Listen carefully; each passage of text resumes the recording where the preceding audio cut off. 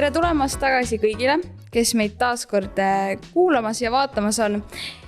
Mina olen Andra, nagu ikka, ja täna on mul külas üks väga huvitav neiu. Tere Marilyn! Tervist ka minu poolt. Sina oled meil ühe huvitava ettevõtte turundus- ja tegevjuht. On mul õigus? Peamiselt ikka tegevjuht, aga jah, satub ka turundust sisse. Äkki räägid üldse lähemalt, mis firma tegevjuht sa oled? Sellise huvitava firma nagu Münt, mille nimi kusjuures varsti vahetub. Aga see on siis Eesti oma ettevõte, mis toodab siis innovaatilist alternatiivi hambapastale ja selleks on hambapesutobletid, mis on täielikult naturaalsed ja teevad hambad vähemalt sama puhtaks kui sinu tavaline hambapasta. Kuidas selline ettevõte üldse sündis? Räägi meile selle sündimislugu. See sündimislugu on üsna pikk, aga ma üritan siis lühidalt teha. Et me käisime klassi ja Eva-Mariaga 11. klassis ja meil oli vaja teha siis uurimus praktiline töö. Ja me teadsime tegelikult juba varem, et me tahame teha õpilasfirmat väga kindlalt, aga meil ei olnud lihtsalt ideed. Ja kuidagi juhuse tahtel me sattusime 1. septembril aktuse päeval lõunale oma tulevase mentoriga, kes oli siis aasta varem samalaadset projekti teinud. Ja ideed siiamaani ei olnud, aga me hakkasime lihtsalt põhimõtteliselt kolmekesi brainstormima ja nagu välk selgest taevast tuli mu klassi ajal meelde, et ta kuskil netis on näinud, et sportlased kannavad hambapastat kaasas niimoodi, et nad panevad sinna soodad peale ja külmutavad ära, et see oleks tahke. Ja kuna meile tohutult meeldib mõlemale endale ka ringi reisida, siis me saime aru, et no muidugi, et hambapasta kaasas kandmiseks peab olema lihtsam viis. Ja üsna pea siis tulimegi tablettide peale ja pärast saime aru, et me ei olegi esimesed, tegelikult neid on varem tehtud. Aga tabletid ongi siis väga lihtne viis, et keskkonnasõbralikult ja ka mugavalt hambaid pesta. Et näiteks reisima minnes sa ei saa ju lennukisse võtta lihtsalt hambapastat, et tablettidega on see palju mugavam. Ja täpselt nii see alguse saigi. Et tegelikult olite üks õpilasfirma. Just ja nüüd nii. Sellest on siis kasvanud selline suurem ettevõte. Võib öelda. Et päris imelik on mõelda, et see oli nagu alles praegu, aga tegelikult pea 2 aastat tagasi, kui see kõik alguse sai. Aga kuidas teil ettevõte üldse läheb? Väga teiselt, et just jooksin ühelt koosolekult siia. Nagu ma mainisin, meie ettevõte teeb praegu läbi täielik uuenduskuuri. Ehk siis tuleb uus nimi, uus logo, uus imago. Me just saime endale juurde uue tiimi liikme, kes meid kasvuga aitab. Me just kaasasime ühe suure investeeringu raundi ja saime oma paatiga siis 5 väga toredat ja arukat investorit. Ehk siis praegu tegeleme selliste fundamentaalsete asjadega, et kui suvi läbi ja sügis algab, siis teha selline relansseerimine ja täiskäiguga siis kosmose poole lennata. Mainisime siin alguses ka, et sina oled selle firma tegevjuht. Mis on siis sinu ülesanded seal firmas? No kuna meid on nii vähe praegu, siis eks me ikka kõik teeme praegu kõike. Sellest ei saa üle ega ümber, aga tegevjuhina ma eelkõige koordineerin kogu tiimi tööd. Mina panen paika selle visiooni ja nii-öelda pisikesed eesmärgid, kuidas sinnani jõuda, strateegia ja vaatan, et kõik need, kes siis tehtud saaksid. Hoian asjadel silma peal, otseses mõttes juhin, arutan ja panen ka ise käe külge eesmärkide täitmisel. Aga eks igal asjal oled ka omad plussid ja miinused. Et äkki sa oskad ka mõnda sellist plussi kohe tuua, et miks on näiteks oma firma just kõige varem? No ma minevikus mõtlesin, et ma ei taha kunagi käia 9-5 tööl. Nüüd ma olen saanud aru, et firma juhtimine tähendab 9 esmaspäeval, pühapäeval 5 tööl käimist. Ma tahaksin öelda, et see nii-öelda paindlikkus, et sa saad teha oma tööd enam-vähem ükskõik kust, sa oled ise enda boss, aga samal ajal see tähendab ka väga suurt vastutust, sest et sa ei saa reede õhtul kell 5 panna arvutit kinni ja öelda, et ma nüüd enam ei tee tööd, kui tuleb mingi kiire asi. Ehk siis ma tõin praegu nii plussid kui miinused. Aga jah, ja muidugi kõige suurem pluss on see, et kui sa usud nii väga seda toodet või teenust, mida sa arendad, sa usud sellesse, sa usud oma tiimi, siis see on lihtsalt nii motiveeriv, et sa näed neid edasiminekuid ja sa tead, et sa töötad millegi imelise nimel ja see kõik on sinu loodud, siis see ongi kõige ägedam. Aga paar aastat tagasi, kui te selle õpilasfirma tegite, miks te just õpilasfirma valisite?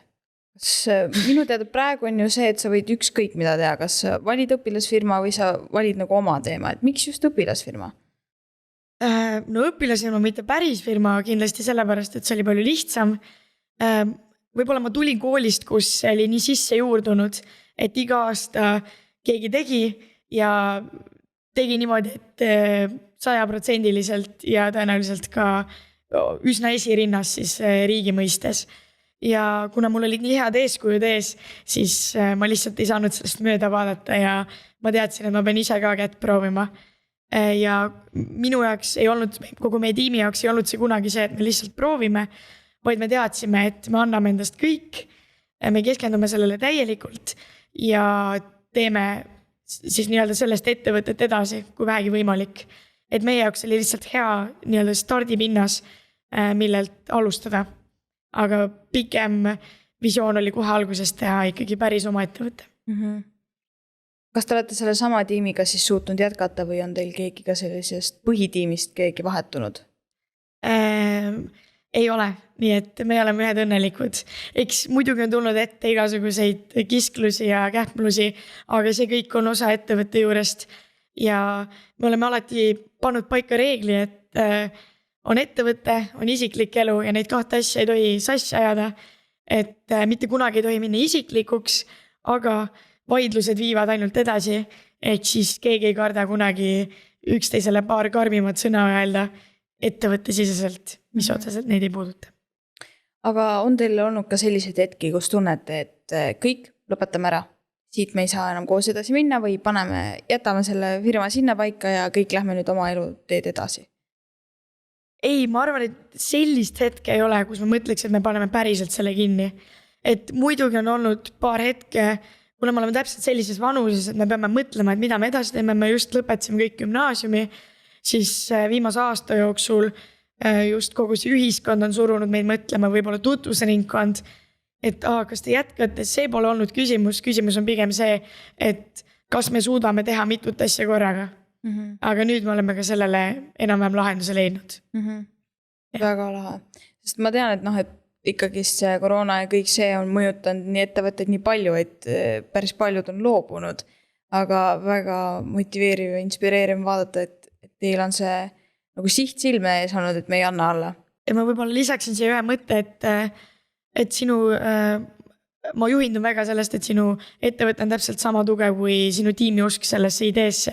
Ehk siis ilmselgelt meid on väga palju ka maha tehtud ja me oleme saanud kriitikat ja kõike ja mitte kunagi ei saagi olla ainult head, et ettevõte ongi üks Ameerika mägi, mis käib üles alla, aga kui sa ise piisavalt usud ja ole motiveeritud, siis miski ei suuda sind peatada.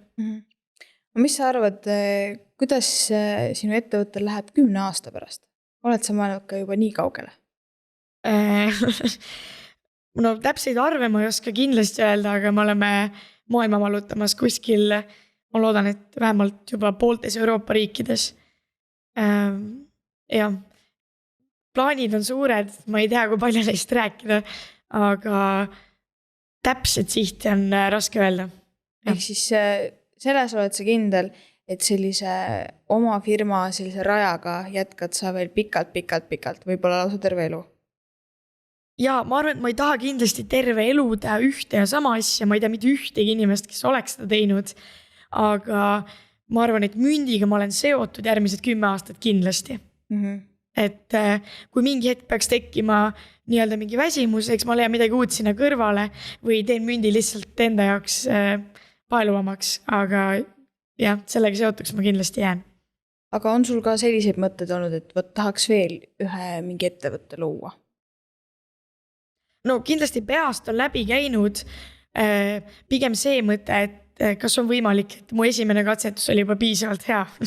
Et nii-öelda, et ma ei ole kunagi käinud päriselt täiskohaga tööl kuskil. Et veidike on nagu lihtsalt selline pisike kahtlus, aga siis ma jällegi mõtlen, et see, mis mul praegu on nii hea, et miks ma peaksin sellest loobuma. Ja täpselt samamoodi uue ettevõtte koha pealt, et ma nii usun münti ja ma tean, et see, mida ma teen, on nii äge. Mul on nii ägedad inimesed seal kõrval, et miks ma peaksin alustama otsast peale ja lihtsalt tegema midagi muud, kui mul praegu on kõik see olemas. Ma tean, et ka ettevõtetel on võimalus osaleda mingitel konkursidel. Kas teie olete oma ettevõttega ka osalenud kuskil? Jaa, väga paljudel. Pärast õpilasirma konkurssi oli meil siis Negavatt, mis on roheideede konkurss. Seal meil õnnestus saada siis 10 parima hulka ja ajujahi eriauhind. Ehk siis Negavatt oli vaatamas ajujahi peakorraldaja Harri Tallinn, kes valis välja ühe tiimi, kes sai ajujahi top 100-sse. Ja meil õnnestus see auhind siis saada. Ja sügisel või talve poole me juba leidsimegi ennast siis ajujahist. Kõigepealt oli top 100, siis oli top 30, oli 2-kuine koolitusprogramm. Sealt oli top 10, kes said telekasse ja aprillis tegelikult meid võiski näha juba telekas, kus siis 10 sai 6 tiimi, 6 tiimi said endale mentorid, 6 sai 3 ja meil õnnestus see võistlus siis ka võita. Et kuidagi see oli ebareaalne teekond, väga palju toimus, aga ajujaht on kindlasti asi, mis on meile mündi käekäigule kõige rohkem kaasa aidanud. Meie isiklik areng seal oli tohutu, aga ka see meediakajastus, ettevõtte areng ja seal käis nii-öelda see klikk ära, et me teadsime, et me keskendume sellele täis kohaga ka pärast gümnaasiumit ja me saime tohutult palju enda jaoks olulisi inimesi siis endale tiimi, kaasa arvatud siis investoreid tänu ajujahile. Et ta ei kahetse üldse, et te igasuguseid mingid konkurssi asju olete ette võtnud endale? Muidugi, johetse. Kujutan ette, et teil mingi sein on kuskil, kus need mingid tänukirjad või asjad on seina peal või ei ole? No veel ei ole, aga kindlasti tulevikus võiks olla. Aga teie toode, kuidas üldse meie ühiskond selle vastu on võtnud? No eks see on kindlasti nii-öelda veidi innovaatiline, ehk siis mitte päris tavapärane ja kõik ei tea sellest veel, aga samas seda on juba tehtud. Eks ma arvan, kõige raskem ongi harjumuse muutmine, et inimene harjun, et ta paneb hambapasta vedelal kujul suhu, aga meie tabletid peab närima. Ehk siis see on juba mingi uus asi, mida ta peab teistmoodi tegema ja eks see ongi kõige raskem, et naelutada inimestele see harjumus siis, et ka tablettidega on okei hambaid pesta. Olete saanud ka sellist väga negatiivset kriitikat oma tootele, et issand jumal, mida te teete või et on midagi eriliselt niimoodi meelde jäänud, et ta ütles ikka väga halvasti? No algusaegadel eriti kindlasti maitse koha pealt, aga see ongi ju tavaline, et kuskilt tuleb alustada ja kuskilt tuleb arenema hakata, et ma arvan, et täna on lõpuks see hetk, kui ma ütlen, et meie toode on, et me oleme jõudnud sellesse faasi, et meie toode on enam-vähem juba valmis, aga mitte kunagi ei ole toode päriselt valmis, ehk siis me arendame kogu aeg klientide tagasisidest tulenevalt seda ja ma arvan, et see on just väga väärtuslik, et võib-olla inimesed tahavad, et neile öeldakse hästi, aga see ei arenda sind. Ehk siis kui kriitika on konstruktiivne, siis me võtame selle väga-väga hea meelega vastu ja see aitab meil just teha münti paremaks. Aga on teil kujunenud ka välja mõni äkki püsiklient, kes teate, et tema alati on teie toote poolt? Ja, et tegelikult meie ärimudel näebki ette, et meil on püsitellimus, klient ostab endale ühe purgi ja ta saab iga 3 kuu tagant jälle postkasti taastäite. See on siis juba paberkotis ja sealt tuleb ka siis see keskkonnasõbralikkuse aspekt, et sa täidad ise selle ära. Ja täna meil on ligi 900 püsiklienti, kes siis igakuiselt tellivad. Väga suur arv minu meelest või mis sina arvad? Kas võiks olla see püsiklientide arv veel suurem? Kunagi ikka, aga mis sa arvad nagu praegusel hetkel? no ma arvan, et juuli lõpuks see võiks see kindlasti olla 1000 ja juba aasta pärast 10 000. Et kindlasti see ei ole liiga suur. Mõeldes, kui palju on Eestis inimesi ja tegelikult kõik pesevad hambaid, siis 1000 inimest pole mitte mingi number. Et ambitsioonid on ikka suuremad. Aga mis sa arvad, kui te nüüd selle uuenduskuuri teete, et kas, miks, võib-olla enne küsiks, et miks te just mõtlesite nagu uuenduskuuri teha? Eelkõige see oli oluline tegelikult välismaale laienemiseks. Nimi, münt, väga tore, mulle endale väga meeldib. Küsimus on selles, kuidas see välismaal vastu võetakse, mis probleeme meil sellega tekib. Ja siis juba suuremalt mõeldes, see on veidike see tagamaa on see, et kui sa mõtled hambapasta sektorile, siis see on nagu tarbese, sa lähed poodis, ostad hambapasta, sest sul on seda vaja. Sa mitte kunagi ei mõtle sellele. Noortel paljudel ostavad üldse vanemad hambapastat. Aga me tahame, et hambapasta oleks toode, et sa lähed poodis, sa tahad seda osta, sest et see on lihtsalt nii äge.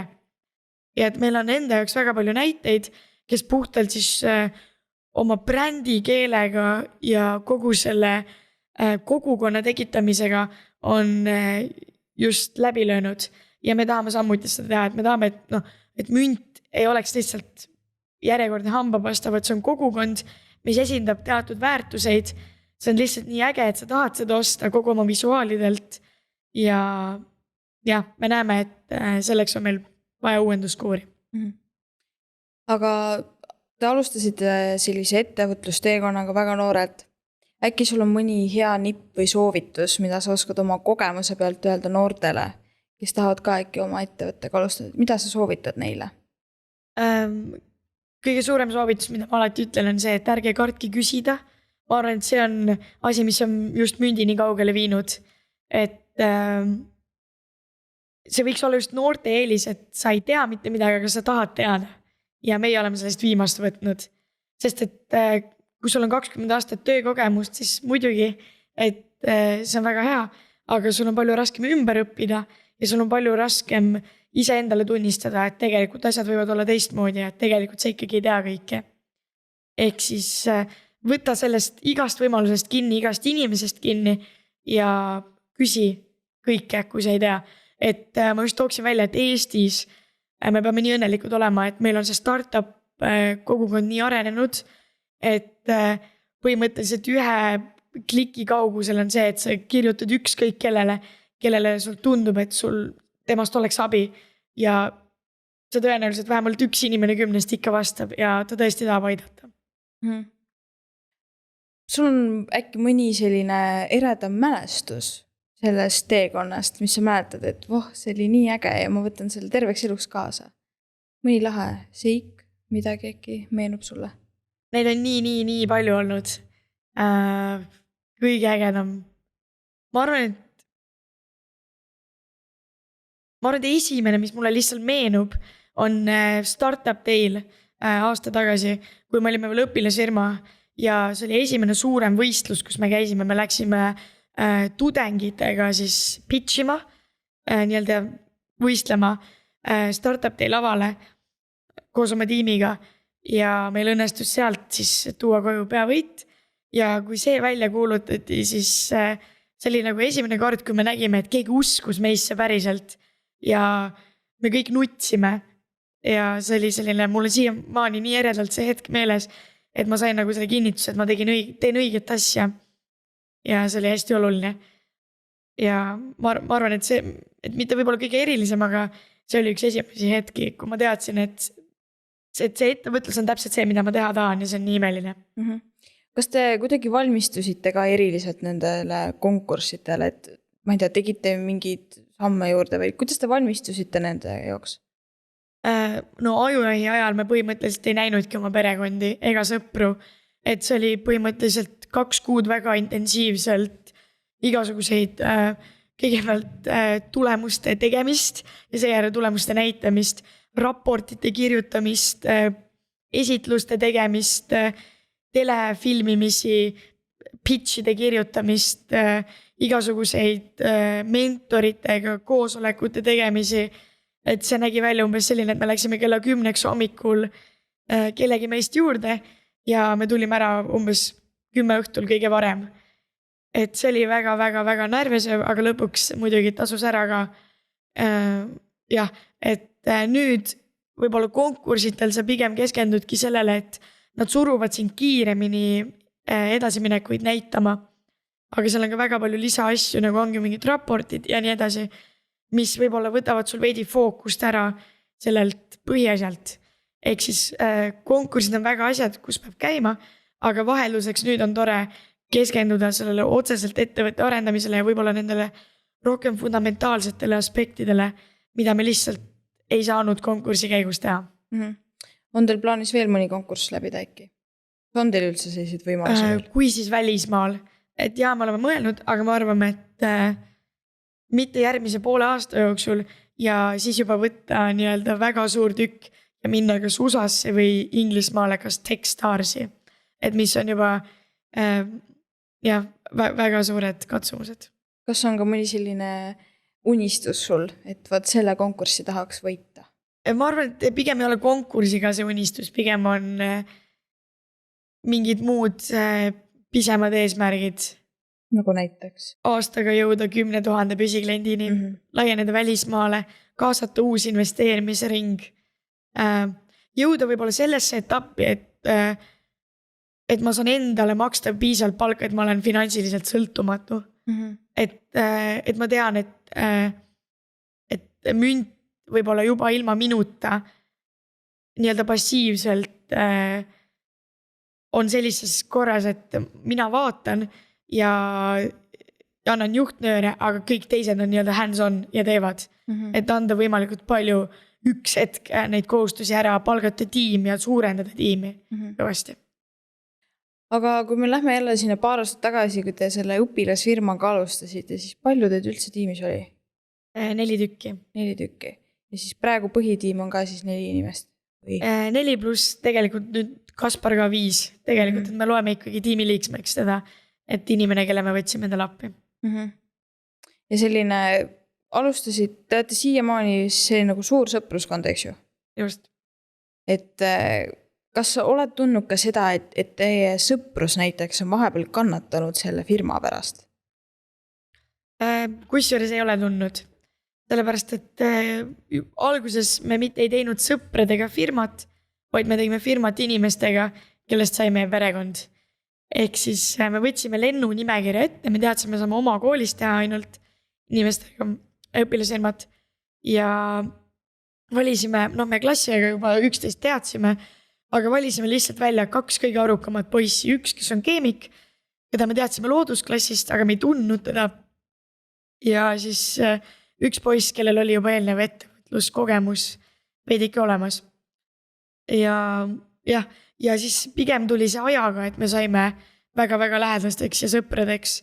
Aga nagu ma ka ütlesin, et meil on selline reegel, kui on tööaeg, siis on tööaeg, siis me ütlemegi näkku otse, mida me arvame, et kui Aksel, näiteks mu töökaaslane, et ma arvan, et seda saaks teha palju paremini, ma põhjendan ära, miks see nii on ja me võime vaielda tunde, aga see viib meid tegelikult edasi, me jõuame palju parema lahenduseni ja need vaidlused on läinud väga tuliseks, aga me oleme nii-öelda jõudnud sinnani, et me jätame sealt alati välja isiklikud asjad, koosolek lõpeb ära, me istume 4 maha, võtame midagi süüa ja räägime üksteise eludest. Nii et selles mõttes me oleme väga head sõbrad ka väljaspool. Kuidas perekond suhtub näiteks sellesse perioodi, kui sul see ajujaht oli? Et sa olid ju nii palju kodus teemal, et kas perekond oli, et jaa, et see ongi täiesti normaalne või nad natuke ikkagi tööd, et võiksid rohkem kodus olla? Ei, no kindlasti väga toetavad seda, et nad on väga uhked, ilmselgelt nad ei ole otseselt väga rõõmsad selle üle, kui ma nii palju kodust ära olen ja et mu elu on nii hektiline, et ma ei tea, kas ma olen homme Tallinnas, Tartus või hoopiski välismaal. Aga nad saavad aru, nad on sellega harjunud ja nad üldjuhul ikkagi väga toetavad seda. Ja nad teavad, et lihtsalt see, mida ma teen, teeb mind õnnelikuks ja see ongi kõige olulisem. Kas keegi on sulle ka selja näiteks pööranud? Et ta näeb, et sul läheb nii hästi, sa teed seda, mida sa armastad, et sa oled rahul sellega, mida sa teed ja võib-olla lihtsalt puhtalt kadeduse pärast näiteks on sulle selja pööranud? Ei, seda ei ole olnud, et eks ikka on seda olnud, et mingid sõbrad saavad rohkem aru sellest, et ajaressursid on piiratud, mingid saavad vähem. Võib-olla nendega siis on suhtlus jäänud vähemaks, aga seda otseselt ei ole olnud, et keegi väga kade oleks. Õnneks vähemalt sõprade hulgas, et need ei olegi tegelikult õiged sõbrad. Et pigem on ikka see, et tohutult on toetatud, et sõbrad ise põhimõtteliselt kogu mu sõpruskond kasutab münti. Väga suur osa kogu mu koolist kasutab münti, sest et nad niivõrd toetavad seda. Ja seda on väga tore vaadata. Et pigem ikkagi väga positiivne kogemus. Kuidas õpetajad näiteks selle idee vastu võtsid, et teete sellist asja? No eks alguses väga keegi ei rääkinud sellest või keegi ei arvanud, et sellest päris asi tuleb.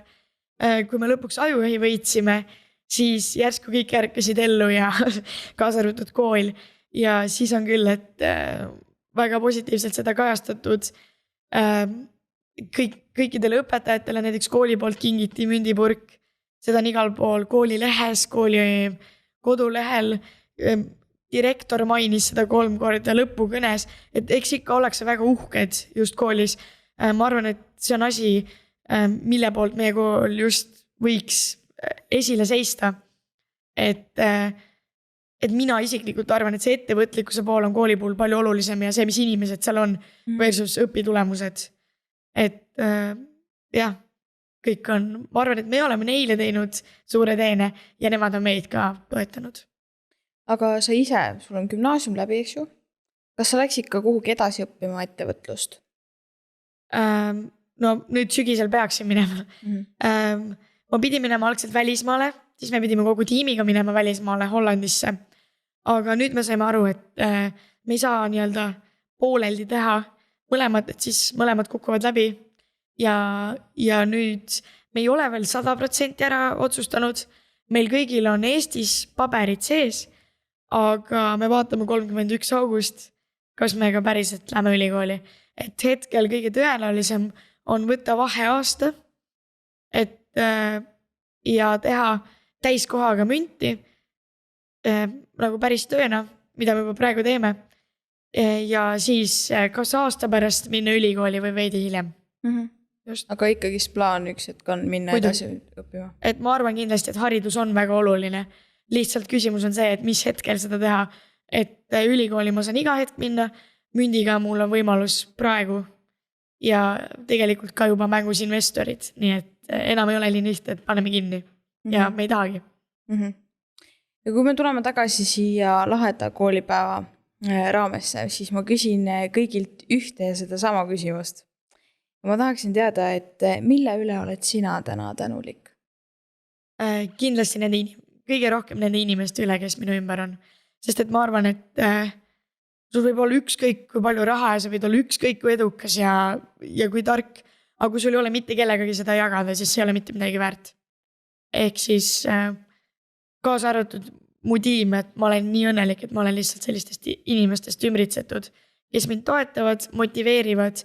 Kui neid ei oleks, siis ma ei teeks ka münti. Ma näen, kuidas sa nii usud sellesse ja mul on nii hea meel vaadata seda. Ja üldse on väga inspireeriv ka minu jaoks see, et kõik unistused võivad tegelikult täide minna ja kuidas sellised suured asjad saavad mõnes mõttes nii pisikestest asjadest, et ühest õpilasfirmast kasvab selline ettevõte. Aga mul on siiralt hea meel, et sa tulid, jagasid oma lugu ja ma loodan, et ka noored said siit endale mingid nippe ja on motiveeritud, inspireeritud ja mine tea, äkki need, kes kuulavad, mõni firma tekib veel sellest. Jaa, ma loodan ka väga. Aga aitäh, et sa tulid ja teistega kohtume juba järgmine kord. Ciao! Aitäh, ciao!